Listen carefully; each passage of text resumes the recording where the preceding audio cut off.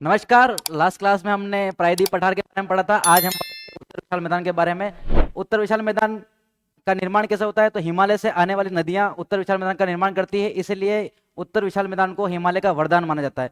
हिमालय से आने वाली नदियां कंकड़ पत्थर लेके आती है प्रत्येक वर्ष, और इन्हीं कंकड़ पत्थर या अवसादों से निर्मित होता है आपके उत्तर विशाल मैदान। ठीक है, तो ये आपका सीन रहेगा कि नदियों द्वारा जमा किए गए कंकड़ पत्थर मिट्टी अवसादों से आपके इसका निर्माण होता है। इसका क्षेत्रफल रहेगा आपके 7.5 लाख वर्ग किलोमीटर,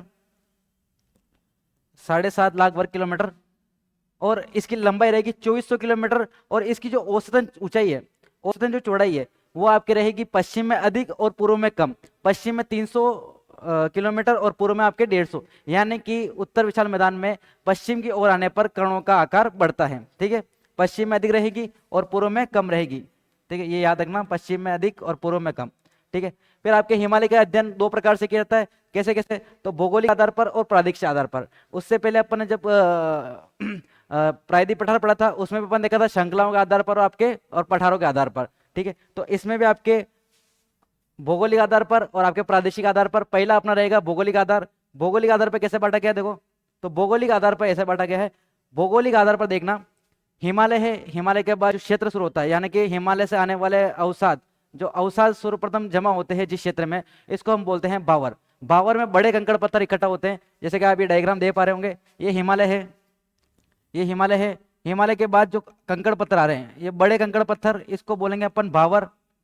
बावर वाले क्षेत्र में देखना नदियां अंडरग्राउंड हो जाती है, क्योंकि बड़े कंकड़ पत्थर के नीचे से निकलती है, इसलिए नदियां अंडरग्राउंड हो जाती है। इस क्षेत्र में नदियां अंतर्वर्ती हो जाती है। इसके बाद जो क्षेत्र होता है उसमें नदियां बाहर निकलती है और क्षेत्र बनाती है आपके तराई का।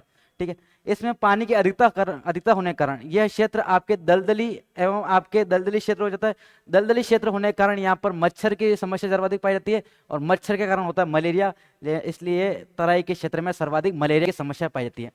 दलदली भूमि है, दलदली भूमि में सर्वाधिक जैव विविधता पाई जाएगी, अलग प्रकार के पेड़ पौधे और अलग अलग प्रकार के जीव जंतु पाए जाएंगे। तो इसी क्षेत्र में आपके तराई वाले क्षेत्र में सर्वाधिक जैव विविधता एवं मलेरिया की समस्या पाई जाती है। इसके बाद क्षेत्र शुरू होता है, प्रत्येक वर्ष नदियों द्वारा कंकड़ पत्थर लाए जाते हैं, जिससे आपके प्रत्येक वर्ष नई जलोढ़ मृदा आती है, जिसको अपन बोलते हैं खादर का मैदान।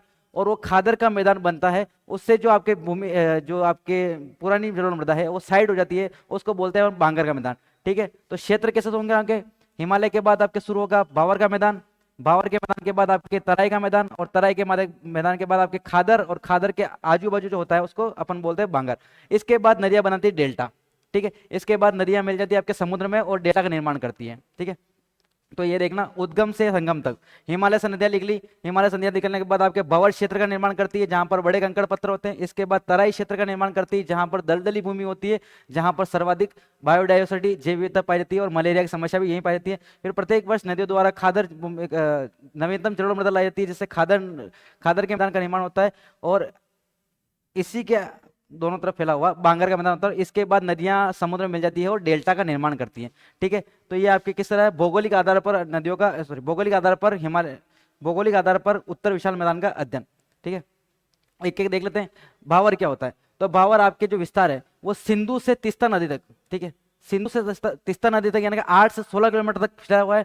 8 से 16 किलोमीटर। विशेषता क्या है? तो पर्वतीय पदवी भागों में, यानी कि पर्वतीय पदी भागों में, जस्ट हिमालय के नीचे वाला भाग, पर्वतीय पदी भागों में बड़े कंकड़ पत्थर, और इस यह है अनुपजाऊ होता है। देखो, बड़े कंकड़ पत्थर ऑब्वियसली अनुपजाऊ होगा।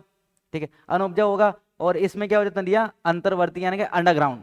नदियां पत्थर के नीचे से होकर निकलना शुरू करती थी, तो अंडरग्राउंड हो जाती। ठीक है, आपने भी देखा होगा कहीं पर छोटे छोटे कंकड़ पत्थर होते हैं, उसके नीचे से पानी निकलना शुरू हो जाता है, उसको बोलते हैं अपन अंडरग्राउंड होना, यानी अंतर्वर्ती हो जाना। तो इस क्षेत्र में नदियां क्या हो जाती है? अंतर्वर्ती। और ये जस्ट आपके हिमालय के जस्ट नीचे वाला भाग कौन सा होगा? आपके बावर। याद रखना, ये क्रम पूछा गया आपके एग्जाम में कि हिमालय से निकलने के बाद नदियां संगम तक जो क्रम बताओ, बावर, तराई, खादर का मैदान, बांगर का मैदान, और फिर आपके डेल्टा। ठीक है, तो ये क्षेत्र सीरीज याद रखना, आपके भावर पहला आता है। फिर देखते हैं अपन तराई का मैदान। तराई का मैदान क्या होता है? दलदली भूमि होती है। दलदली भूमि होने के कारण यहाँ पर मच्छर की समस्या सर्वाधिक, मलेरिया की समस्या सर्वाधिक, और दलदली भूमि होने के कारण यहाँ पर विभिन्न प्रकार के जीव जंतु और विभिन्न प्रकार के पेड़ पौधे विकसित होते हैं, इसलिए यहाँ पर जैव विविधता सर्वाधिक पाई जाती है। तराई के मैदान को सुखाकर कृषि योग्य बनाया जाता है। ठीक है, और यहाँ पर मलेरिया की समस्या याद रखना, क्वेश्चन पूछा गया था, हिमालय के किस क्षेत्र में या उत्तर विशाल मैदान के किस क्षेत्र में मलेरिया की समस्या सर्वाधिक पाई जाती है? तराई के मैदान में। ठीक है, तराई के मैदान में। फिर यहाँ से नदियां निकल के क्या बनाती है? खादर का मैदान।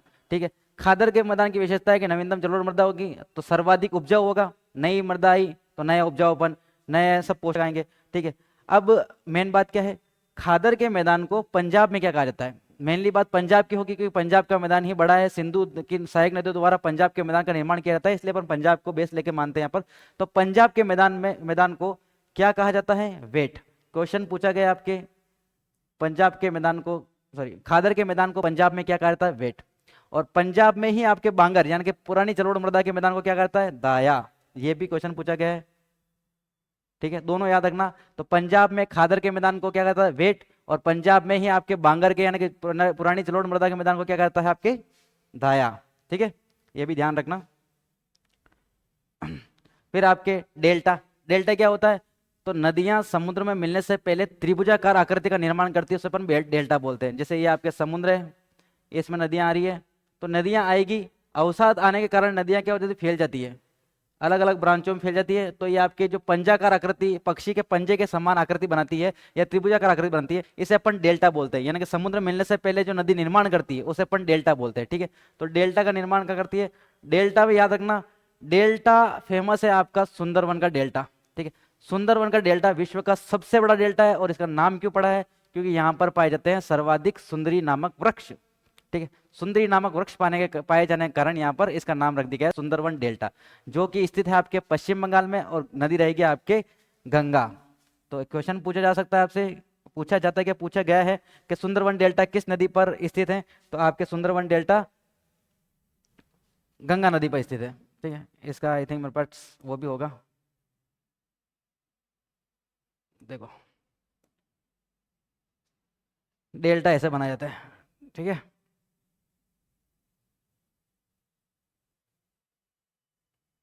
डेल्टा, डेल्टा इस प्रकार होते हैं। ठीक है, तो आपके समुद्र में मिलने से पहले नदियां किसका निर्माण करती है? डेल्टा। डेल्टा इस प्रकार होते हैं। ठीक है, फिर विशेषता क्या है? तो विशेषता यही है कि सबसे बड़ा डेल्टा यह विश्व का,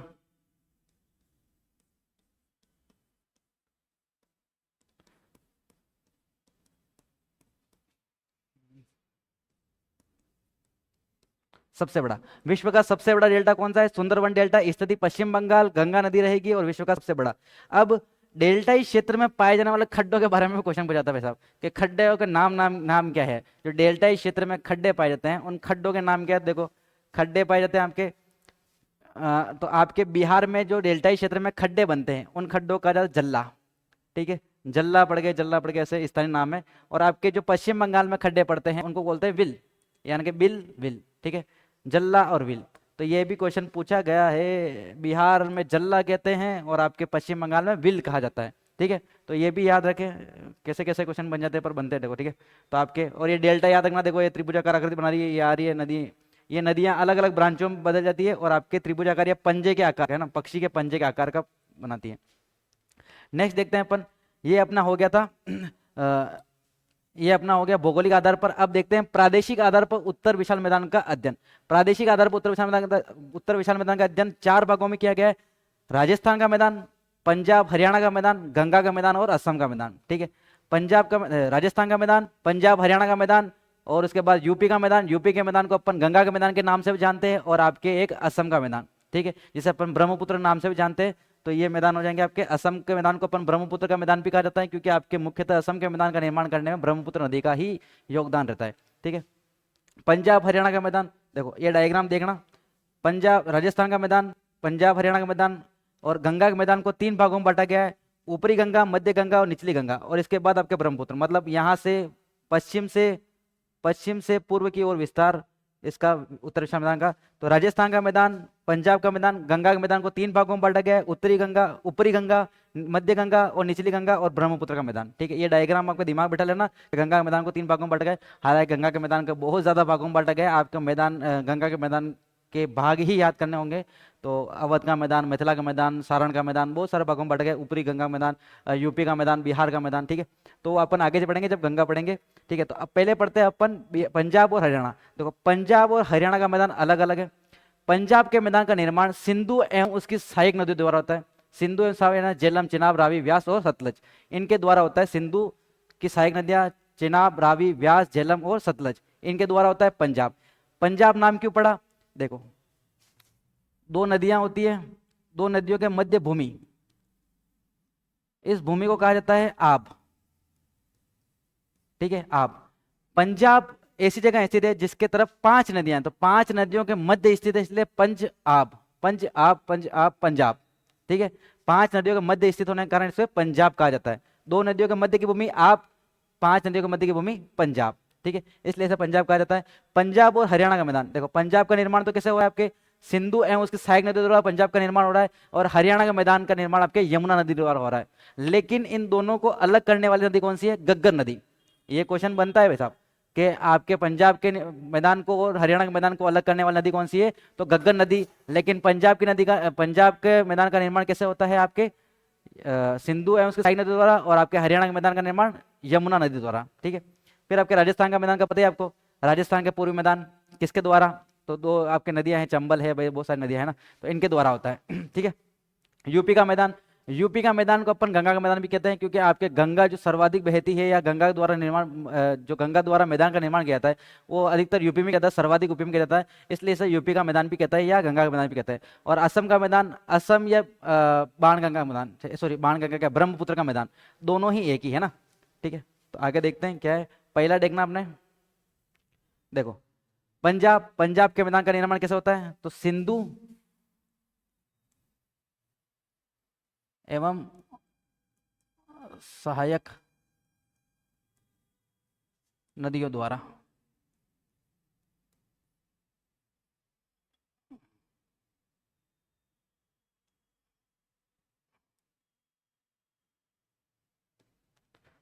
नदियों द्वारा। ठीक है, ये आपके सिंधु नदी है, सिंधु नदी देख लो, देखो सिंधु नदी के द्वारा, सिंधु एवं सहायक नदी द्वारा इसका निर्माण होता है। अब इसकी विशेषता क्या है, विशेष क्या है भाई साहब, विशेष बात यह है कि जो आपके सिंधु नदी द्वारा अपर्दन करने के बाद जो खड्डे बनाए जाते हैं, ठीक है, ये वहां पर खड्डे वाली बात आ गई, सिंधु एवं उसके सहायक नदी द्वारा मर्दा का अपर्दन करने के बाद जो खड्डे बनाए जाते हैं उनको पंजाब में क्या कहा जाता है, चो या चोस, और पंजाब के होशियारपुर में सर्वाधिक चो या चोस पाए जाते हैं। ठीक है, सिंपल सी बात थी, सिंधु एवं उसके सहायक नदी द्वारा इस मैदान का निर्माण किया जाता है, और सिंधु एवं उसके सहायक नदी द्वारा नदी मृदा का अपर्दन करने के बाद जो खड्डों का निर्माण होता है, ठीक है, मृदा अपर्दन हो गई, खड्डे बने, खड्डे बनने के बाद जो खड्डों का निर्माण होता है उनको क्या बोलते हैं अपन, चो या चोस, और सर्वाधिक कहाँ पर आपके, होशियारपुर। ठीक है, ये बात ध्यान रखना, होशियारपुर में सर्वाधिक खड्डे हैं, कौन से, चो या चोस, किस क्षेत्र में पाए जाते हैं, पंजाब में। ठीक है, बुढ़ क्या होता है, इसी की बात करें, बुढ़ तो नदियों द्वारा मुलायम मिट्टी, ठीक है, खादर के मैदान की बात करें, नदियों द्वारा मुलायम मिट्टी का अपरदन करने के बाद जो पथरीला क्षेत्र बच जाता है, पथरीला, यहाँ तो खड्डे की बात करें, यहाँ पथरीला, तो जो पथरीला क्षेत्र बच जाता है उसको बुढ़ कहा जाता है। ठीक है, तो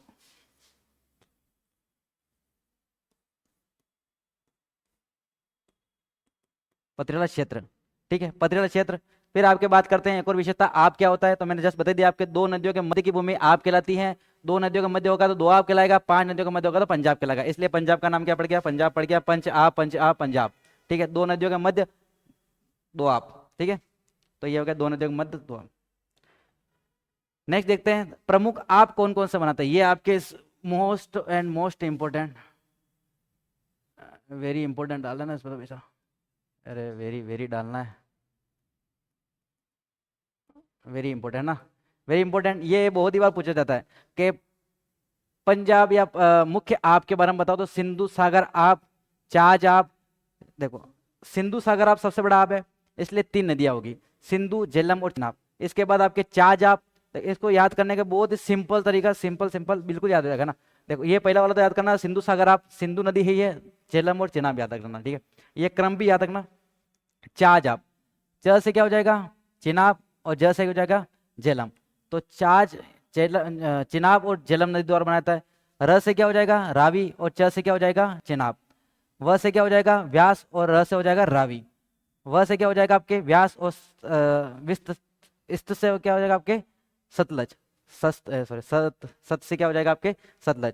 तो आपके 2 वर्ड ही, ऐसा कोई जरूरी नहीं है, आपके चिनाब झेलम भी बोल सकते हो, झेलम झेलम भी बोल सकते हो, ऐसा कोई आगे पीछे नहीं है। तो आपके जो 2 वर्ड है, च चिनाब, ज झेलम, र रावी, च चिनाब, व वारी रावी, व्यास, और आपके सतलज, उत्तर से दक्षिण, उत्तर से दक्षिण विस्तार ये रहेगा, आपके नदियों का क्रम भी ये रहेगा आपके ना। ठीक है, तो सिंधु सागर आप, सिंधु सागर आप किसके द्वारा, सिंधु, झेलम और चिनाब। चाज आप, चिनाब और आपके चिनाब और आपके झेलम द्वारा। उसके बाद आपके रचनाब, र से क्या हो जाएगा रावी और च से हो जाएगा चिनाब, यानी रावी और चिनाब के द्वारा। वारियाब व्यास एवं रावी द्वारा। और आपके विस्ताप व्यास एवं सतलज द्वारा। ठीक है, तो ये क्रम रहेगा। बहुत सिंपल है, दो दो वर्ड याद करना, आगे के याद हो जाएगा आराम से ना। ठीक है, इसके बाद देखते हैं अपन हरियाणा का मैदान। ठीक है, हरियाणा का मैदान का निर्माण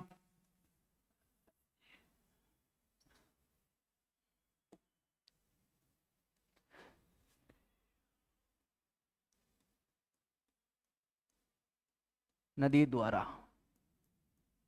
ठीक है, यमुना नदी द्वारा। ठीक है, यमुना नदी द्वारा होता है। इसमें एक और बात लिख लेते हैं अपन, पंजाब,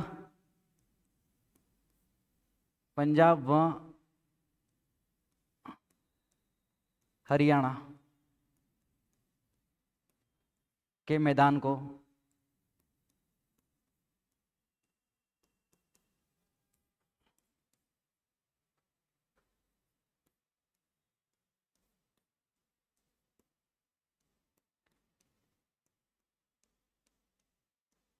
ये नोट डाल के लिखते हैं हम ना।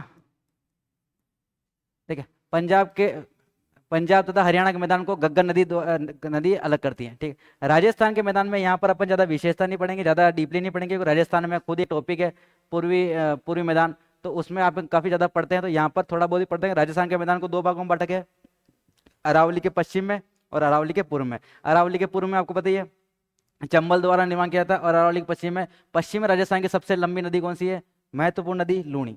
तो अरावली के पश्चिम में जो मैदान स्थित है उसको लूणी का मैदान कहा जाता है, और अरावली के जो पूर्व में स्थित है उसको क्या कहता है अपन, चंबल का मैदान। ठीक है, और ये भी याद रखना, पश्चिमी क्षेत्र की सबसे लंबी नदी कौन सी है, सबसे महत्वपूर्ण नदी कौन सी है, तो चंबल। ठीक है, सॉरी चंबल क्या, लूणी नदी। ठीक है, तो ये भी आपके याद रखना। तो राजस्थान के बारे में इतना डिटेल से नहीं पढ़ेंगे, जब राजस्थान पढ़ेंगे तब इतना डिटेल से पढ़ेंगे अपन के इससे क्या क्या होता है क्या नहीं होता है। इस बहुत ज़्यादा बड़ा पैराग्राफ है वहाँ पर, तो यहाँ पर शॉर्ट में देख लेते हैं।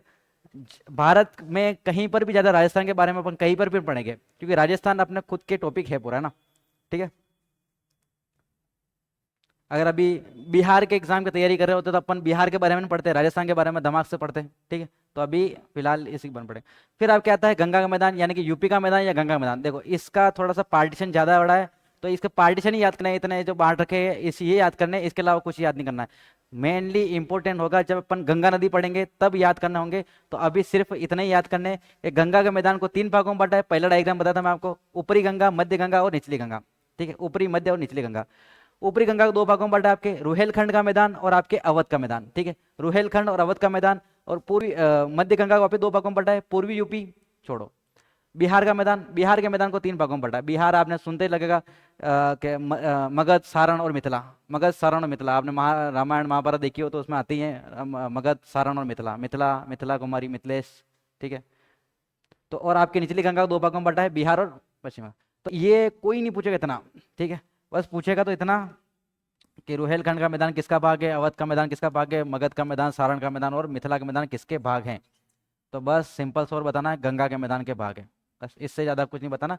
ठीक, तो ये इतने डिवाइडेशन है, पर इसे लोड नहीं लेना अपन को। कर अवध का मैदान, ये वैसे भी सुन के ही लगता है ना, अवध आपको पता ही यूपी में, रुहेलखंड आपको पता ही है, मगध, सारण और मिथिला आपको पता ही बिहार में है। तो बस सिंपल सोवर। तो गंगा के मैदान के विस्तार क्या क्या है आपके, 3 भागों में मुख्य मेनली इंपॉर्टेंट क्वेश्चन बनता है, यहाँ बन जाएगा 3 भागों में बांटा गया है, ऊपरी गंगा, मध्य गंगा और आपके निचली गंगा। ठीक है, ऊपरी गंगा को 2 भागों में बांटा गया है, रुहेलखंड और आपके, रुहेलखंड के बाद आपके अवध का मैदान। ठीक है, मध्य गंगा को 2 भागों में बांटा है, पूर्वी यूपी और आपके बिहार। बिहार में कौन है, मिथिला, मगध और सारण। ठीक है, फिर बाद में जाके 2 भागों में बांट दिया आपके कौन से, बिहार और पश्चिम बंगाल। Simple sober. ठीक है, गंगा सुनते ही आपको बिहार तो आना चाहिए, पश्चिम बंगाल आना चाहिए, क्योंकि आपके यहाँ पर अभी जस्ट बताया मैंने आपके पश्चिम बंगाल में आपके सुंदरवन डेल्टा का निर्माण करती है गंगा नदी, सबसे बड़ा डेल्टा विश्व का, तो आपके पश्चिम बंगाल तक तो विस्तार होना ही चाहिए इसका। ठीक है, बहुत सिंपल है। तो इसके बाद देखते हैं असम का मैदान। देखो असम के मैदान ब्रह्मपुत्र नदी द्वारा बनाया जाता है, और ब्रह्मपुत्र नदी द्वारा सर्वाधिक बाढ़ आती है आपके असम में। बाढ़ आएगी तो हानि पहुंचेगी, हानि पहुंचेगी, दुख होगा, लोग मरेंगे, लोग मरेंगे तो शोक मनाएंगे। तो इसको क्या बोलते हैं, बिहार का शोक। किसको, ब्रह्मपुत्र नदी को। ब्रह्मपुत्र नदी को बिहार का शोक कहा जाता है, क्योंकि इसके द्वारा सर्वाधिक बाढ़ आती है असम में, इसलिए ऐसे असम का शोक कहा जाता है। देखो ये दिख भी रहा होगा आपको, कि बाढ़ वाड़ आई, घर वर डूब गए, वो घर डूब गया, वो आदमी तर रहा देखो। तो ये इतने लोग डूब गए बेचारा, तो शोक ही मनाएंगे कि पैसे पूसे सब डूब गए, खाना पानी सब बेघर वेघर, तो शोक ही मनाएंगे। इसलिए इसको क्या कहता है, बिहार का शोक किसको, ब्रह्मपुत्र नदी को। ठीक है, ब्रह्मपुत्र नदी द्वारा निर्माण होता है असम के मैदान का, है ना। इधर नीचे लिख देते, इतना ऊपर जाएंगे नहीं।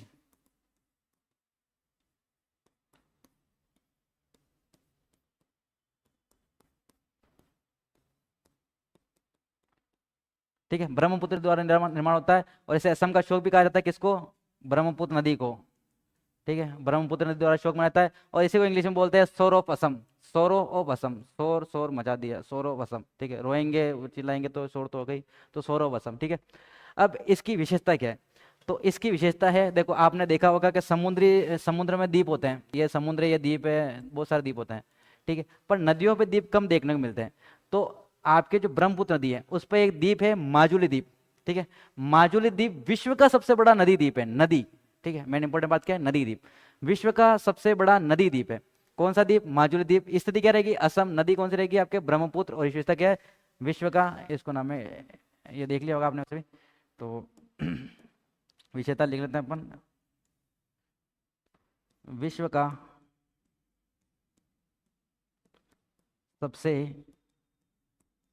बड़ा नदी द्वीप।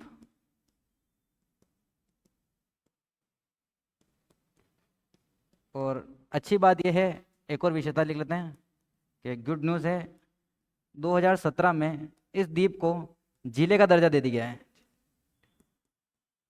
जिला दे दिया दर्जा, जिला, जिले का क्या लिखें, जिला बना दिया, चलो ना।